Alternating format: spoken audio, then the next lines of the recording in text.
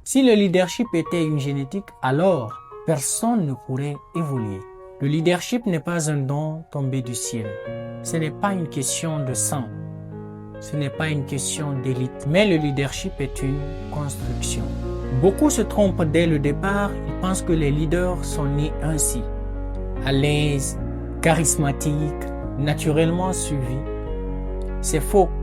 La majorité des vrais leaders ont commencé par le doute, par le silence, par l'apprentissage. Un leader, ce n'est pas celui qui parle le plus, mais c'est celui qui comprend avant de parler. Un leader, ce n'est pas celui qui domine, c'est celui qui assume ses faits et gestes. Un leader, ce n'est pas celui qui donne des ordres, c'est celui qui montre le chemin. Voici la vérité que peu de personnes acceptent. Mais regarde l'histoire, regarde l'Afrique, regarde les parcours. Les plus grandes voies ont été fermées. Les plus grands esprits ont été disciplinés.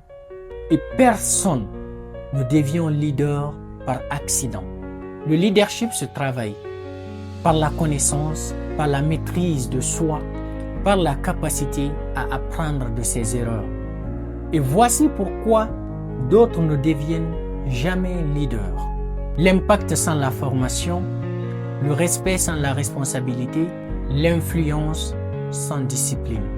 Ils veulent être suivis, mais refusent d'être élèves. Or, retenez ceci, un leader, c'est celui qui apprend.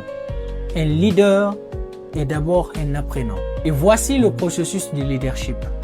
Devenir un leader, c'est accepter d'apprendre quand les autres se plaignent, de se taire quand les autres parlent trop, de se former quand les autres improvisent. Parce que le leadership, ce n'est pas un statut, c'est un comportement répété à chaque fois.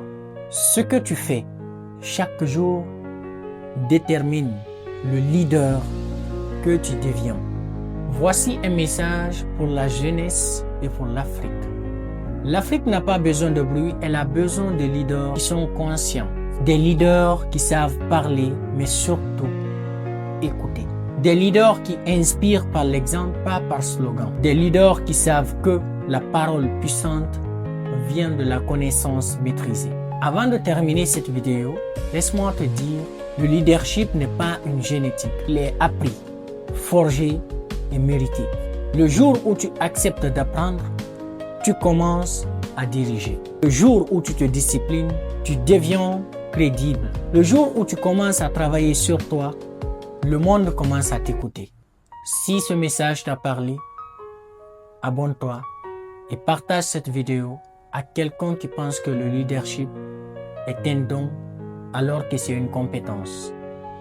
Ici, on ne motive pas pour plaire, on élève pour transformer. Rallume ta flamme, bâtis ta légende.